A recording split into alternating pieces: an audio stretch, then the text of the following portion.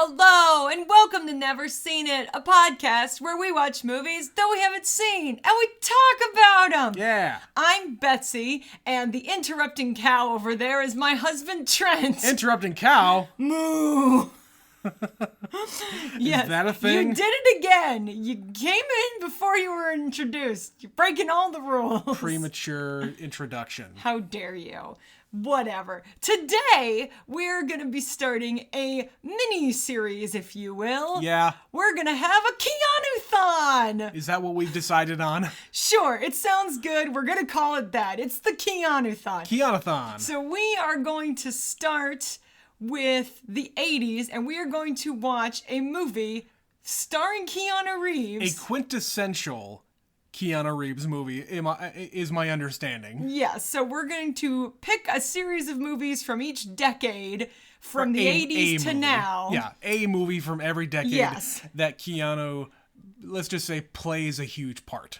He stars in, Trent. Yes. He stars in all these movies. He does. So we're starting in the 80s, early in his career, with Bill and Ted's Excellent Adventure. Yeah, I haven't seen this one. I know, Trent. So I've seen this once. Okay. I think I was in college, but you have not seen this ever. No, I haven't. Why is that? You know, this is one that has never really been on TV a whole lot in my experience. Okay. And it just looked stupid. Oh, it is. But good stupid. It looked like stupid enough for me to not really be interested in it. It was before I started liking things ironically and could appreciate something for being dumb. Okay. Now, there's a difference between something being dumb and stupid. Yes.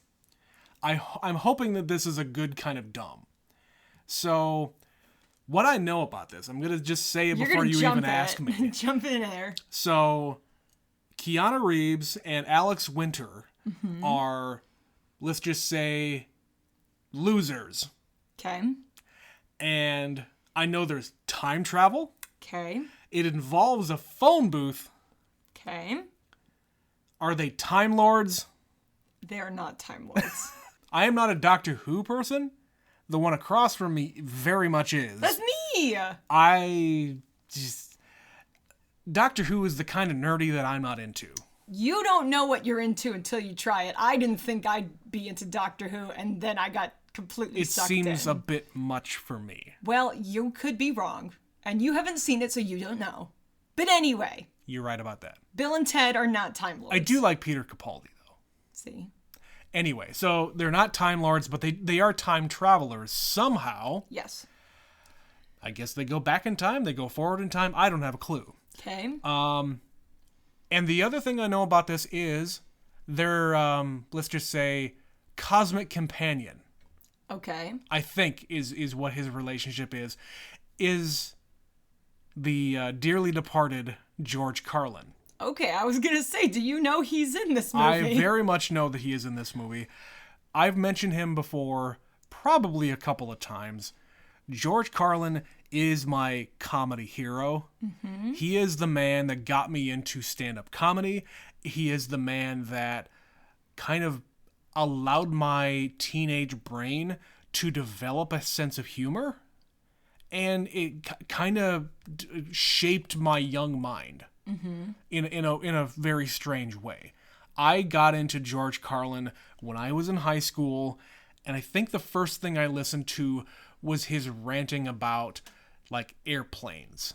I think I even made a joke from... I think I recited a joke from that bit in one of these podcast episodes. Probably. Saying, "Let Evel Knievel get on the plane. I'm getting in the plane." Probably Air Force One. Probably. That's probably what it was. But that's not what we're talking about. No, I was like, you've gone way off tangent now. I love the man. I was sad to see him go. I'm disappointed that I never got to see him. But hey, his work lives on. There you go. But yes, he is in this movie. Yeah. In the 80s. Yeah. Around the time he was at Shining Time Station. Sure. But other than that, I don't really know a thing. I know it's a short movie. It's like an hour and a half. Mm-hmm. So this is going to be in and out very quickly. So, that's about it. Yeah, and I've only seen this the once.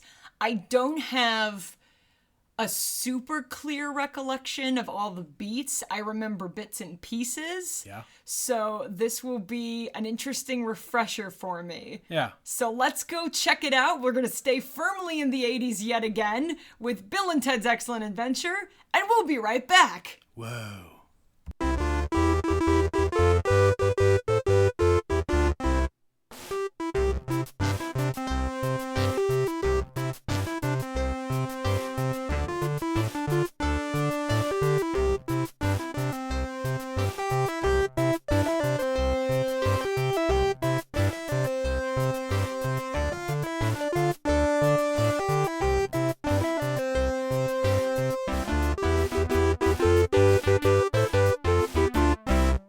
And we are back. Trent, what did you think of this movie? It was pretty good. As expected, it was pretty dumb. But it's the kind It was of the good dumb, kind of dumb. The kind of dumb that the 80s was full of, Yeah. where they were just like, we're going to make this stupid movie and have a great time doing it. Yeah. Yeah. Man, hey, I can see why people really like this. Yeah. Why it caught on as a thing. Well, it's the thing that I love. It's just, stupid dudes who use really big words. Yeah. Yeah. It's one of my favorite things. We've talked about this before, where Bill refers to himself as Esquire the whole time. Mm-hmm. He just elevates himself, even though they're just two bros who can't play their instruments and they're failing history. Badly. Badly. Yes. I honestly didn't really write down a whole lot of stuff. I kind of talked about some of the people that they're coming across, and how they introduce this world. I mean, they're a couple of surfer bros, but who don't surf. They're just Southern California boys. Yeah. Yeah, that accent is a real thing, which is why the joke is on SNL, The Californians. Sure. That accent is real. Right. What? What? No. No way. Whoa. Okay. They went a little bit hard on that stuff. I think it was enough because it was enough to be ridiculous, but not so much that it was annoying. Sure, and it was a kind of a novel concept for 1989. Yeah, there haven't been a whole lot of movies that featured, or at least starred, people who talked like that. Right. Like the prime example up until this point was probably in Fast Times at Ridgemont High. Right. Sean Penn's first movie. Yeah. And he is a surfer dude. He's very much a surfer He's dude. very much putting on this voice. Yeah. And up until then, that's kind of the the cinematic reference point. Yeah, the reference point is you're doing a Spicoli. Yeah. Yeah. So these guys are both doing that to the extreme. Mm-hmm. But yes. Tell me something. Okay. Tell me how SNL didn't just rip this movie off for Wayne's World.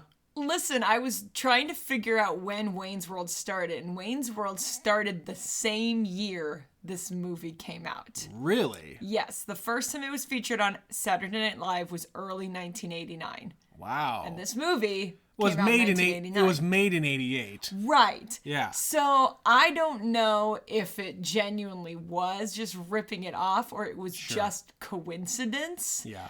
But it's also just the culture of guys this age at the time. Well, and think about Wayne's World. Wayne's World is based off of cable access. Right. That the whole shtick with them is they're shooting this video in their basement and they're putting it up on cable access for anybody to see for either free or cheap. Like, cable access was the YouTube of its day. Yes. But they're also bad musicians. Right. Who just like rock music. Which, at the beginning, they're like, Bill has a camcorder and they're recording their music, let's say. They're making a very excellent video. Right. because it's the key to all of their success. But you know what? In 1989, it was. If you weren't on MTV with a cool-ass video, you were nothing. Yep. They got to get Eddie Van Halen, and the only way They have to get Eddie Van Halen as their guitarist, or they're not going to be big. But they won't be But they won't get Eddie Van Halen until they have a kick-ass video. Yep. But the logic, of course, being they could just learn their instruments, but that seems too hard. That's too hard, Betsy. That's too hard. Yes. So we are introduced at the beginning of the movie to Rufus. Rufus! In the future, because in the future, in their hometown of San Dimas, California... I assume is a fictional town. I haven't looked into it. Sure. I don't know. You know a lot of random towns. I know a lot more cities just based on just because of my job. I don't think that's a real city. But the future depends on them passing their history report. 700 years in the future. Yes. Their entire foundation of their society depends on these two dudes passing their history report. And phone booth time machines. Yes. Phone booth with an antenna. With an antenna, a metal antenna. A very flimsy antenna, by the way. Yes. It's funny, the things in this movie they clearly spent money on, and other stuff they were like, we don't need to worry about the budget for that. Right. It's literally a phone booth that they attached an antenna to. Pretty much. We've invented the time machine. Here it is. Yep. That's what it looks like. That's what we're going for. Sure. You guys can fix it up in post, right? What's post? No, we got to blow the rest of our budget on the wormholes, the timelines, the computer animated things they fly through. Yep. Quote unquote computer animated. I mean, for the 80s, that was probably pretty darn advanced. You know what? What I wrote down was they don't dwell on it. No. They don't try to make it a big thing. It's just, hey, this is how they're passing through time. Yep, they kind of show you, this is what it looks like. Yep. Here it is, goodbye. Yeah, they're not overusing it, so it works. Yep, the rest of the time we got actual sets, real costumes, real people. A lot of costumes. A lot of places I think they went. that's where their budget went. Yeah. Like, they went, in the credits, they had an Italian crew. Yeah. Yeah, they went places. So, what else do we got here? Okay, here's a question. Fellow historians. Mm-hmm. Is this the first documented occurrence and utterance of the number 69 being uttered in a comedic fashion? As a joke. What number are we thinking of? 69! Seriously. I mean, maybe. Seriously. I don't know a whole lot of movies where they make that, they call that out as a joke. Right. And this is very early in the movie. We're thinking of a number, and they just kind of giggle and say 69. Right. So maybe. It might be the first time, Or certainly early, because you didn't get away with much stuff on film. Right. Until you get to the 70s and this and movie 80s. is very tame. This is a PG movie. Yeah. This is a PG movie. They say shit a few times. Once. And then in French several times. Yes. Merde. Yeah. But yeah, other than that, there's no hard cursing. There's no nudity. Mm-hmm. This is clearly a movie that was meant to be seen by a younger audience. Sure, totally. Yeah. And it works. Mm-hmm. I think it's funny, especially for people like that. Yeah, I think I enjoyed this much more the second time. I genuinely don't remember it much the first time. And maybe it's just watching it with you. And watching it with another person at all. Yeah, finding the funny is easier with another person. Yeah, sometimes when you watch a movie like in a theater, like a comedy, you get laughs. Like movies like, an example I would give you is like Back to the Future. Okay. So when I was growing up, I saw this movie a ton of times, but I had never seen it in the theater. Okay. I had only ever seen it on a tiny TV at my house. On tape or something, yeah. Then when I finished college, I was living at home and I found out it was playing at the local theater. and I was supposed to go to see a different movie with my brother, and I found out they were showing Back to the Future, and I texted him, I was like, no, we're gonna go see Back to the Future. Just kidding, we're doing this. Yeah. But it's a completely different experience. This movie I've seen dozens of times by myself.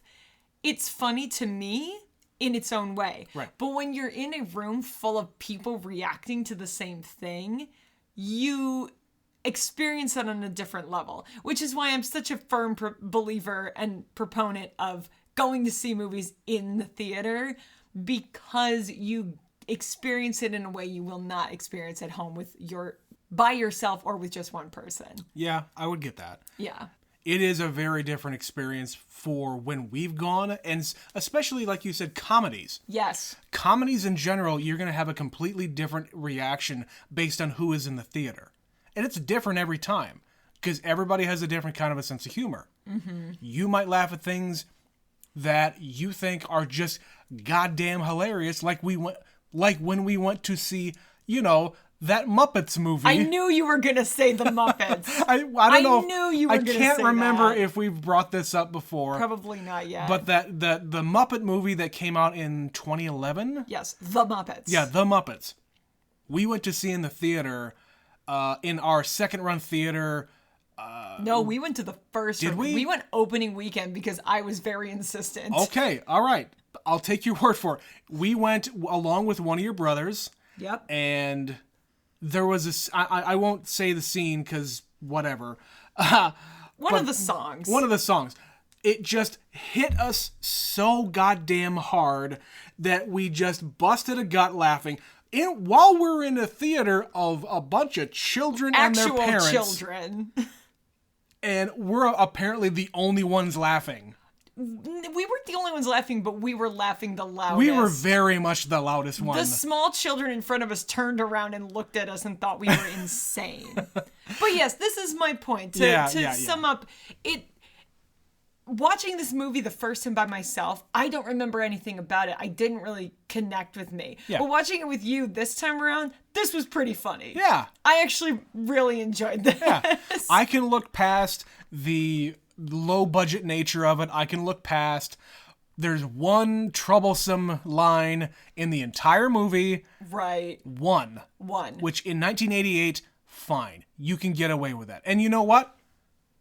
You could absolutely just take that out of the movie and it's no worse. Yeah, you could probably overdub it or change the dialogue and no one would know. Or just cut that in, or just cut that completely. Yeah. Okay, so we're introduced to these two dudes. They're band Wild Stallions that they're trying to farm. All wise, no eyes in there. Of course. They have to pass this history report, and we're introduced to Missy, who is Bill's stepmom, who's also only 3 years older than him. Uh-huh. Because when they were a freshman, she was a senior. And Ted asked her to the prom. Ted asked her to the prom. So we don't get a whole lot of the story there, but just basically the whole time, she is just like a sexy stepmom who can't cook and can't keep house. Who can't apparently make, like, grilled cheese. She can't do anything. Like, they always show her she's a joke. Like, she can't drive very well. She burns the dinner. She is trying to, like, water the lawn and, like, not succeeding very well. Well, I think what happens with the lawn there, the phone booth falls on the hose. There it is. Yeah. Okay. So that wasn't her fault. Okay, I didn't catch that joke. But you know, Betsy. Yeah. Missy seems to have a thing for teachers. It's true. Older men. Specifically teachers. Has she just fucked every single teacher in this town? I don't know. Because Bill's dad looks like a professor. Yep. When she goes into the theater, she's like rubbing up against Bill and Ted's history teacher. Yep. Saying, "Oh, hi," like nice to see ya. Doesn't she like touch his arm or something? Kind of. She saddles, like, just kind of nuzzles up next to him. Yeah. Yeah. Seriously. I think she's fucked every single teacher in that school. But what's also funny is she's trying really hard. Like, she wants him to call her mom. Right. And she picks him up from school and chauffeurs him around. And she's like doing the mom thing. I'm not taking you anywhere until you do your chores. Right. It's weird. She's a weird little character. Yeah. And I can't tell if I love her or hate her. She doesn't really matter in the grand scheme of things. She's there as part of the joke, because when Freud is there and tries to analyze Bill, he says, no, I know exactly what's wrong with me. I have a little bit of an Oedipal complex. It's fun. Yeah. Oedipus. That's right. What you want to kill? What is it? Kill your dad, kill and your marry father, your and mom. marry your mom. Yep. Marry as in bone. Right. Correct. Which, you know what? At the beginning, when she comes in with the food, they do the thing where she's bending over and you can see down her shirt, and they're like, "Whoa!" It's that very sexualized thing of the 80s. Very much so. Very much an objectification. And like, it's just little moments like that haven't aged well, but really, overall, there's not much to it. It's tame enough. It's pretty tame. Yeah. Like, there are movies from the 80s that are way worse. Oh yeah. Yeah. This is Name nothing. some, Betsy. 16 Candles. I haven't seen it. Well, there's a character who is an Asian foreign exchange student named Long Duck Dong. Okay. And he is a walking stereotype. 'Cause the 80s? 'Cause the 80s. Okay. There's also a lot of, like, auctioning off girls' panties and, you know, a question of, did these two have sex, and the kid's like 14 and the girl's like 18, and there's some problems. There's some problems with it. Yeah. I'm pretty sure this is the movie that I'm talking about, because I've only seen it the once. Yeah. But yeah. Anywho. So their dilemma here is that they got to pass their history class, or they're going to flunk. Correct. Which they don't really go into it. Like, are they seniors here? Or like, if they don't pass this class, are they going to like have to repeat the grade or something, or be super seniors or something? They don't explain it, and I don't think it matters. I know it doesn't matter, but they just I want more. What's at stake is... What's the stakes? Is if he fails, Ted is going to be sent to military school in Alaska. And if he is sent to Alaska, the two of them are separated, and Wild Stallions breaks up, and they never make their band, and then the future doesn't happen. That's right. George Carlin doesn't get to party. Rufus doesn't get to party. That's right. But Rufus does show up that night after they go to the gas station. Yes. Where they run into themselves. Where they run into themselves after Rufus shows up in his time machine. Phone booth time machine. Phone booth time machine. And listen, there were moments in this movie where I was thinking of Doctor Who. Of course you are. Because it's bigger on the inside, Betsy. Okay, it's phone booth, police booth. Doctor Who was a thing for like 30 years just about at this point already. Yeah. 20-some, certainly. And yeah, they were cramming people in here to the point where I literally wrote down, is this thing bigger on the inside? Because I don't know, children of today don't understand phone booths and how they work and what they and payphones. Payphones particularly. But at best, you could fit maybe 3 people and it will not be comfortable. No. So these guys have shoved 8 grown men and a small woman into this phone booth to travel through time. Yeah. So they call it out where they're traveling through these vortexes sideways with the door open and they're all standing up. Yeah. Like a log flume. Like a log flume. So it's not like they don't acknowledge that this is ridiculous. Yes. But yes, I did think about Doctor Who because the TARDIS looks like a box for those who are not, for the uninitiated. Doctor Who, the Doctor, travels in the TARDIS which looks like a police call box, which in fact is a spaceship. And it's very small from the outside, but it is infinite on the inside. So there's like swimming pools inside the TARDIS. Betsy dropping knowledge here, guys. I need to give some context to explain the joke. So logic dictates if their phone booth is bigger on the inside, they can fit 9 full-grown men and a small woman. Yep. I have to think that there's something there. There's some wink to it at least. Yeah. I get that. Okay. And then there's a phone book that has the numbers of anywhere and everywhere they could want to go in space and time. Hey, Betsy. Yeah, Trent? Remember phone books? What's that, Trent? We still get them dropped on our doorstep on occasion. An antique. Yeah, we always say, hey, look, an antique has arrived. Let's just throw this over here in the recycling bin. Pretty much. It's mostly yellow pages these days. It is. People don't have a landline. And the reason why they still exist is because they keep getting paid for it. Yeah. Everybody wants to pay their little bit of money to be put into the yellow pages. Mm-hmm. And the 12 people who still have a landline are listed. Right. Yeah. Yeah. Those were the days. Those were the days. But we finally get them in their time machine. Yes. Where do they go first, Betsy? Where did they go first, Trent? They go to Napoleonic France. Yes. And they accidentally kidnap Napoleon. Oops. They didn't mean to. Yeah. He was just proving to them that it works. Yep. And then Napoleon tags along with them. So they get the brilliant idea to keep him for a while. And their assignment is, of course, they have to have historical figures talk what they think historical figures would think of San Dimas, California. Yes. So what better way to do it than go straight to the source? And so they leave Napoleon, and then they go on an adventure to get more historical figures. First, they leave him with his kid brother. Who definitely gives a shit. Who definitely knows who Napoleon is. And that's one of the things about these kinds of movies that is so great is his older brother just says, this is Napoleon. He's an important French dude.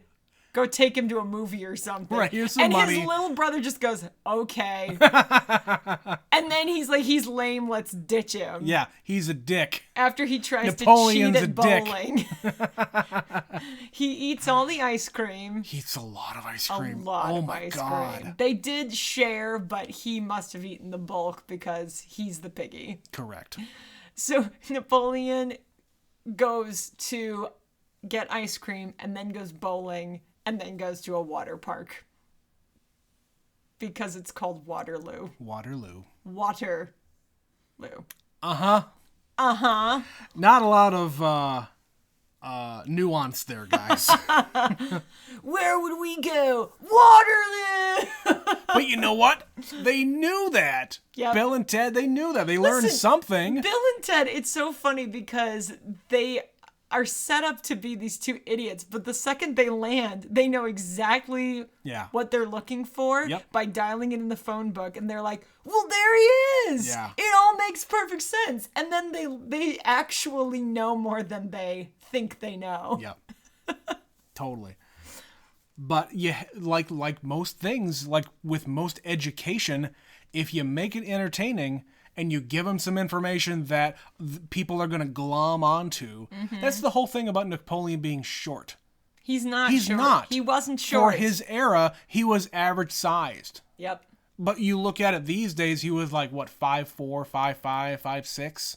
Right. For the time, that was average sized for men. He was average to above average in height. Yeah. But it's that thing where you remember the story but more than you remember the truth. Right.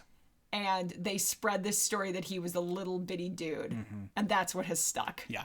And there's been an entire thing that has survived through centuries about having a Napoleon complex. Yep. Small man syndrome or whatever you want to call it. But in reality, that is not a thing. It's all bullshit, Trent. Yep. It's all bullshit and it's bad for you. But they pick up Napoleon. Another George Carlin reference. Thank you. They pick up Napoleon. They pick up Billy the Kid. Yeah. They pick up Socrates. Socrates. It's Socrates. Look him up. It's under Socrates. It's Socrates. And then they make a Days of Our Lives Oh, joke. that was great. Like sands through the hourglass. These are the days of our lives. Wow. I forget how big a deal some of those shows were back in the 80s. Betsy, they still are a thing. They're still still on the air. But think about how big it was in the 80s. Right. That was the time. That's when our folks started to really watch them. My parents still watch The Young and the Restless. We just had an hour-long conversation last night about The Young and the Restless. Literally last night. And The Bold and the Beautiful. In bed, Betsy and I were talking about the most important things in the world on our minds. The Young and the Restless characters. Circa the 90s. Circa now. Victor circa Newman now. is still a threat. Victor Newman is still a threat. He will forever be a threat. Okay. But yeah, soap operas were huge. So the fact that they figured out a way to make it a joke in Greek. Right. Listen, I was a history major. I also took Greek, but I'm rusty. I wish I could remember some of it. You remember Socrates? Yes, obviously. So Billy the Kid and Socrates become buds. And they travel to England. Yeah. In like the medieval England. King Henry. They didn't really identify which one. They just said King Henry. Right. And my favorite line, I think, in this whole damn movie. Billy, you are dealing with the oddities of time travel with the greatest of ease. The whole movie is riddled with just Bill, waxing poetic about anything and everything. Anything that is in front of him. He's an artist. He's an artist. He is elevating his language which above we his love. status. We love that. It's so great. In all fiction, it's the best. If there is one thing I loved above everything else in this movie, it was the way the two of them, specifically Bill, speaks. Yes. But then they have a lightsaber fight in their armor. Yes, they're just making jokes about Star Wars, making Star Wars references. I'll never join you. Yep. See, Star Wars reference, Trent, they made it for us. They made it for us. We're always going to point it out if it happens. It's always funny to watch movies like this that are so contemporary to when Star Wars was out. Right. This movie was 89, Return of the Jedi, still very fresh in people's minds. This was like, well, if they filmed it in 88, 5 years after the trilogy had finished. Yep. That's crazy. Still a huge deal. Yeah. Man. It's always interesting. But then Ted dies. Oh no! You killed Ted, you medieval dickweed! But he's not really dead because he fell out of his suit of armor. That doesn't happen. He fell down the stairs and he just fell out of his very heavy metal armor. And then you go, heavy metal! This sequence was full of those puns, like heavy metal and Iron Maiden. Yes, that's totally how suits of armor work. Yes. You can fall right out of them. It's so easy. Then they go to Austria. No, first they go to the future. Oh, that's right. Yeah. That's right. They go and meet their subjects, let's say. Their future foundation. Yeah. The people who worship them. Yeah. And they have a beautiful moment. Where they are telling them all to be excellent to each other. Be excellent to each other. And party on. Party on, dudes. Party on, dudes. Yeah, if anything, it's party on, dude. That's the Wayne's World thing. Yeah. Party on, Wayne. Party on, Garth. Yeah. Yep. So, yeah, I don't know what the connection is there, but clearly it's not a mistake. Yeah. Certainly. No, after they go to the future. Then they go Then to they Austria. pick up Freud. Then Excuse me. Freud. Mr. Freud. Sigmund Freud. Siggy. Siggy, you can call me Siggy. They go to Austria and pick up Freud. They go to Germany and pick up Beethoven. Then they go to Orléans. Orléans. It's not Orleans. Yeah, it is not Orleans. France. They go to France and pick up Joan of Arc. Yep. Who is always praying. Who's always praying. And then they go and pick up Genghis Khan. Hey, Genghis Khan, you want a Twinkie?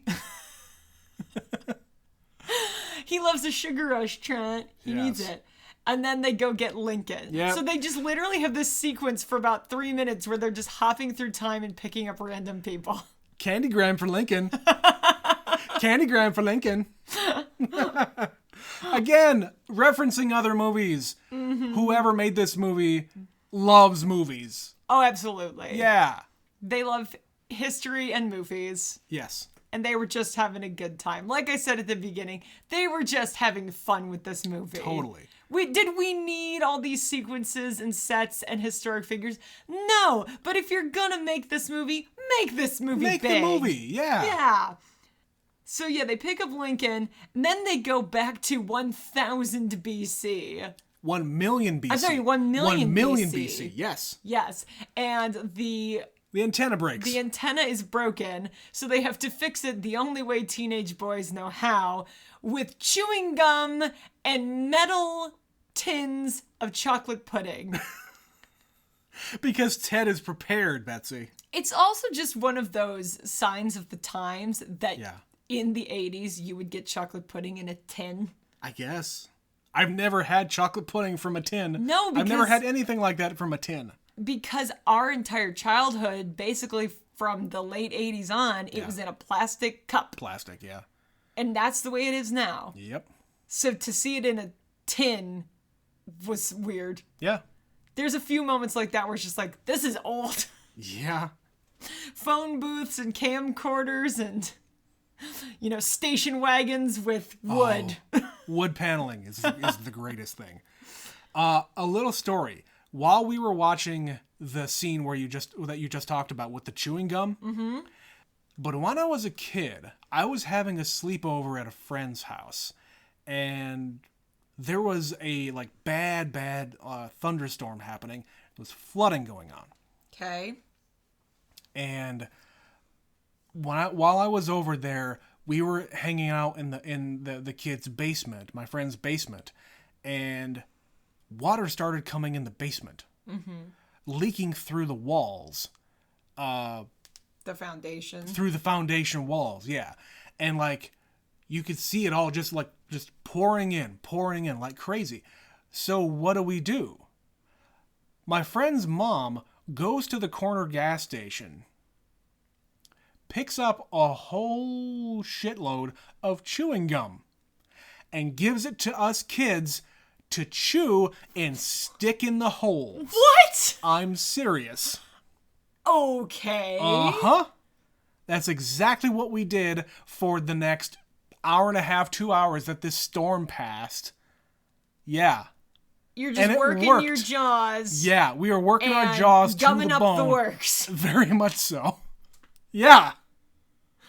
Ladies and gentlemen who are listening out there, I think what we can take away from Bill and Ted's Excellent Adventure is it's making us very nostalgic. Sure. This is a lot of feelings that it's bringing up. Memories of childhood and being silly. Because 89, I remember 89.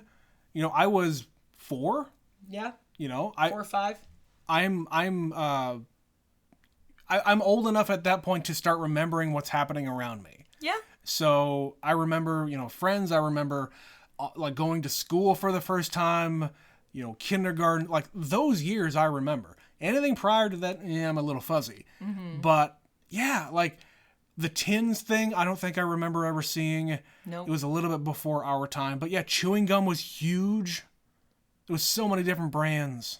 Many different brands. The music in this, all of the rock music. Now, I'm going to say, the music in this, I don't think any of it was licensed music. I think it was all made in the style of other bands. Yeah. and just made for this soundtrack. Well, there were so many bands, like, and that happens all the time. There's a band that gets popular, and then you go dig up 50 other bands that sound vaguely like that. True, and that's this fair. is an intentional choice. That's fair. Where they were going for a Van Halen vibe. So let's go find some bands that sound vaguely like, or record some songs that sound vaguely like. Which at the time, there are a lot of different bands who sound like Van Halen. Right.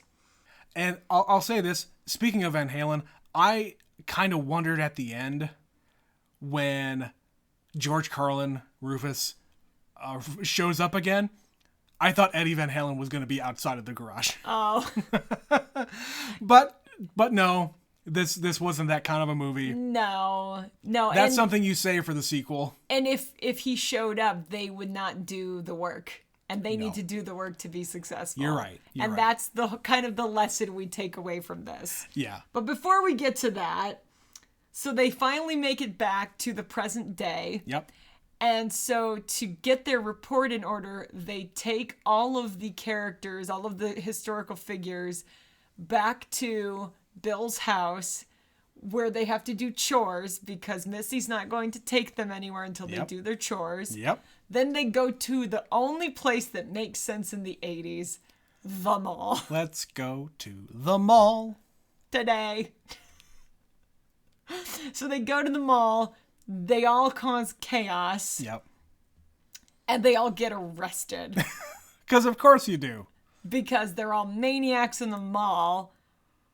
Where there's an ice rink? Where there's an ice rink. Go figure. Never been to a mall with an ice rink. I was trying to look at this mall and see if there were stores I recognized that are now defunct. None. And from what I could tell, there's zero product placement. Yeah, they were all like made up stores. Yeah, all the stores are made up. There's like Spalding basketballs in the sporting goods store, like things that you can't get the logo off of. But for the most part, there's nothing that I recognize. One bit in the whole movie.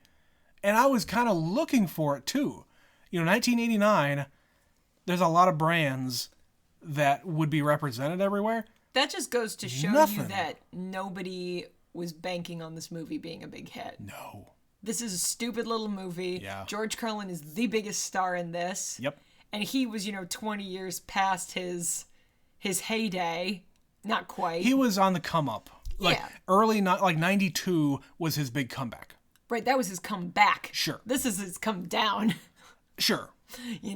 Getting off the drugs or whatever. He never got off the drugs. Okay. He never got off the drugs. But, Keanu Reeves was 25. Yeah. He was a little baby, and he had barely had a movie career at this point. He had made a few things. Yeah. But it's interesting to see just, a few years later, he was making Speed. Yep. So the world works in mysterious ways. But then, this whole sequence, the busting them out of jail. Yeah. They don't actually show any of it, but it's like, well, what if we just go and use the time machine, and in the future we just have to remember to do all these things, and they kind of will them into existence. It's like, we'll just go back 2 days to when he had the keys and steal the keys and leave them here. Look, it's the keys. Boy, that seems like they were trying to write themselves out of a hole. Or maybe they were running out of shooting schedule and they were running long and it's like, we don't have time to finish the movie. We don't have time to finish the shooting of these scenes. So, here they are.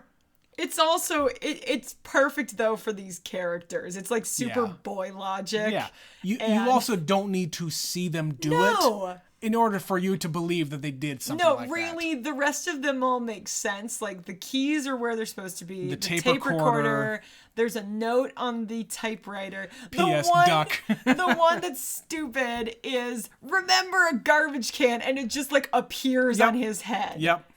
He doesn't throw it at him. He doesn't find it anywhere. No one actually does it. No, it just appears on his head. It just falls on his head. And it says Wild Stallions rule. That's the only one that it was like, okay, that was a little bit much. But you know what? Hey, it's the third one, rule of 3. There's a lot of cartoon logic in this. Oh, yeah. But that's okay. So they break him out. They have their presentation. It's a huge success. Yeah. And everyone in high school has a cigarette lighter. Yeah. It's the 80s, of course. Don't you remember, Trent? You're supposed to light your cigarette lighter and hold it up, and you wave it at the concerts. Mm-hmm.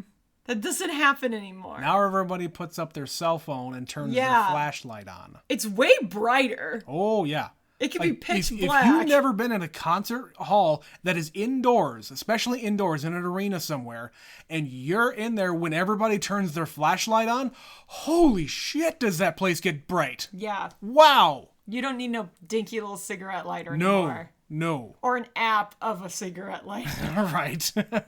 A little flame that you can hold up. Yep. Everybody's got a bright-ass LED on the back of their phone. Yep. That works very well. Yep. So one thing that has nothing to do with the plot, okay, but relative to the reason we were watching this movie, specifically Keanu Reeves' hair. Oh, it was glorious. His hair's so good in this movie because it's so ridiculous. Uh-huh. It's unkempt. It gets blown around a lot, but it's just like perfect for his character. Mm-hmm. And I just kept admiring it the whole movie. He never touches it. No. He doesn't touch it. He kind of does the swaying back and forth. He sort of like shakes his head to get it out of the way. Yeah. But you know what? If I had hair as long as that, I would do the same thing. Yep. It's very 80s and wonderful. And it was great. But yeah, this is like quintessential early days Keanu Reeves. Uh-huh. Something that he would never, ever live down. No. So much so that they just made a third one of these last year. Right. What? 30 plus years after the first one, they made a third one. Amazing. But we haven't even seen Bogus Journey. That's right. So I assume Bogus Journey is more time travel, but I don't really know. I've heard it's not as good as this one. But I have heard that Face the Music is actually really good. All right. But it will be interesting to see as we get to that how Keanu's acting style has changed as he has gotten older, because to play this character where he's just a lovable doofus. Yeah. If he is anything, Ted is a lovable doofus. Both of them are. They both are. And he has very much grown out of that, but he's not afraid to return to it. The very fact that, and I don't know if this was a reference at all, in the original Matrix movie, there is a moment where Keanu Reeves goes, "Whoa." I don't know if that's a reference to this movie or not, or his history with these movies or not. He just can't help himself. The writers can't help themselves to get Keanu to remember when you did those movies? Again, that was like 10 years. I know. 10 years between that one and The Matrix. Uh-huh. That just blows my mind. And what a change. Yeah. What a change between what he was doing then and what he was doing in 99. And what he's been doing ever since then. His career has, like, let's just talk about Keanu for a little while. Yes. Okay? Keanu was kind of, dude's name right off the bat is weird, but you remember it. Did you know he was born in Beirut? Yes. Yeah. I did know that. Who'da thunk? Yeah. Second of all, you go from being in a movie like this, movies like this, and somehow you get cast for serious parts? Yeah, a few. No, actually. I think it's like within a year of this movie, he did Shakespeare. Yeah. We haven't watched it, but he was in Much Ado About Nothing. Yeah, you've told me. And that movie is like heavy hitters of British acting. Emma Thompson and Kenneth Branagh are in it. Yeah. Other people who are in it include Michael Keaton and Denzel Washington and Kate Beckinsale. It's like one of her first movies. So these are like really, really well-known people. And now they weren't that known back then. Denzel was in like 90. That was after Glory. I suppose. So yeah, these are people. I suppose. Okay, all right. So you've got all these people, and then Keanu. And let me tell you, it's really hard to watch him in that, because comparatively speaking, he's awful. He's awful. Yeah. And Because then he can't be anything but the Southern California kid. Yeah. And then he made Dracula. Yep. And I haven't seen it, but I also imagine he is awful. Again, next to a very much a thespian. Gary Oldman. Yeah, of Gary Oldman being Dracula. And I don't know if it's just that he was such a star on the rise that putting him next to these incredible actors by comparison is terrible.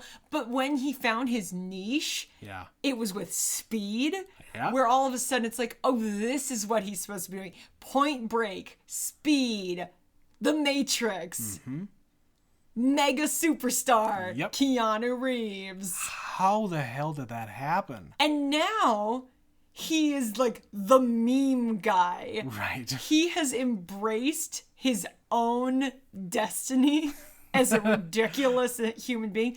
But by all accounts, he is a lovely man. Yes. I have heard he is a wonderful, kind human being who clearly has a great sense of humor because he shows up as like a tumbleweed in the SpongeBob movie. And we haven't seen it, but I've told you he shows up in Always Be My Maybe. Yeah. And he plays himself, and he's a hyper-real version of himself, and it's fucking hilarious. He's so funny, and he's only in like 2 scenes. But yeah, it's just the reason we decided to do this is because the man has come so far. His career arc is so impressive and so varied and unconventional. Yeah. Going from the surfer dude, you know, like think about, I mean, you could say the same thing about Sean Penn, but Sean Penn's like trajectory from surfer dude in an 80s movie to very, very serious stuff was a straight line. Yeah. Keanu's was up and down. You go from this Bill and Ted shit to some serious shit to some action shit to some more serious stuff to more action to kids movies to going all the way back. Rom-coms. Right, he dipped his toe into rom-coms. Man. So we've got lots more to come. We really do. So this has been the 80s. We're this not is going Bill to watch and Ted. everything. No, we're going to do a few. We're going to pick and choose. We're going to cherry pick. We're doing a few. These are just movies we haven't watched. Clearly, we've seen a lot of these movies we've already talked about. Mm-hmm. We've seen The Matrix. We've seen John Wick. The first John Wick. Yep. Next, we're going to jump into the 90s. It is not a very 90s movie, but it is very well known. Neither of us have seen it. We're going to leave you with that. That's right. Little tease. It is going to be from the 90s. The next one's going to be from 2000s. And so on and so forth until we're done. Yeah. We're not doing 50 movies. Keanu has a large collection to choose from. This is just a selection, a choice selection of movies Betsy and I have come across that we haven't seen. But, yeah, that's going to be episode 1 of the Keanu-a-thon. But we do have one thing to cover here before we end this. We got a response, let's say. As suspected. I called this. We got one response from our superfan. She's not very happy with me, Betsy. I wonder why, Trent. Which movie was she contacting us about? Oh, let's see. The big, bold letters. The Goonies. Oh, you mean the one where I explicitly said you were going to get some hate mail? Yeah, I kind of figured it was going to happen because if there's anything that people love, it is the things that they watched when they were children. They are attached, and it is important, and it does not matter what you say, because you are wrong. Indeed. All right, so let's talk about the Goonies here from superfan Stephanie. Hi, Stephanie. Trent, I am disappointed that you couldn't find anything enjoyable about the Goonies. Not true. Not true. I just thought it was a trash movie. I didn't say that it was all bad. You found very little enjoyable. I thought the first beginning of the movie with them being kids was really good. It had a great setup. But how they got to the end was bothered me. She continues. It is not the best kids movie, nor does it hold up well in respect to race and body image. However, it is really cute, and I think Mikey is a relatable little protagonist. I agree with that. I think Mikey was a really good character. It's one of those kids that you can apply yourself into. He's just a kid. Yeah, he is just a kid. There's nothing extraordinary about him. You had a friend, Nate, like Mikey when you were growing up. Everybody does. Or you were Mikey. Mm-hmm. I think I was very much the Mikey of that crew. Mm-hmm. So, all right, continuing. I was not yet born when this movie came out, so I watched it first in high school. I just love a good adventure movie, and I think this movie does a good job of making one for children. I will note that I have not really watched the movie in years. Go and watch it again. Trent's challenge to you. Go and watch it again as very much an adult. Also, I had always thought this movie took place on the East Coast. Whoops. Love, superfan Stephanie. Yeah, I told you were gonna be rocking some boats. And that's, so to speak. That's not unexpected. But yes, Trent's challenge to you, to any of you who listened to it and thought Trent was wrong. If you watched it as a child, or but haven't watched it as an adult. Point being, if you have not seen this movie in a while. Yeah, if you haven't seen this movie since you were a kid, let's say. Before you were an adult with adult responsibilities and a mortgage, let's say. Go and watch The Goonies again. See if you still have that same opinion. Because I'm going to guess you don't. That's my challenge. Betsy, do you have anything? No. All right. Well, that's where we're going to leave this first episode of the Keanu-a-thon. Keanu-thon. Keanu-thon? Keanu-thon. Keanu-thon? Keanu-thon. Okay. If you want to reach out and say what your favorite Keanu Reeves movie is, or franchise, or acting moment, or quote, or whatever. Or if you love Bill and Ted and hate Bogus Journey, or or love Bonus Journey. Bonus Journey. Bogus Journey. Maybe you love the second one. Maybe you love the third one. Yeah. Maybe you think they're all garbage. Yeah, or if you really love George Carlin like I do, let's share some stories. Email us all of those thoughts to neverseenitpod@gmail.com. Follow us on Twitter. It is neverseenit_pod on Twitter. And if you want to support this nonsense, throw us some money by clicking on the link in the podcast description, the thing that says support. Take you to a page on anchor.fm. Throw us some money. It's easy to do. And that all being said, if you want to talk about a previous thing that we've done in the past, hey, we've done over 30 of these episodes. You don't have to listen to all of them if you've never seen these movies, but go back and listen to the ones that you have seen. I don't care if it's from episode 2. Go and watch it. Send us your thoughts. I don't care. We like to talk about movies no matter what they are. Yeah. So, until next time, this has been Never Seen It. My name is Trent. That's Betsy. And we'll catch you next time. Be excellent to each other. Excellent! Excellent!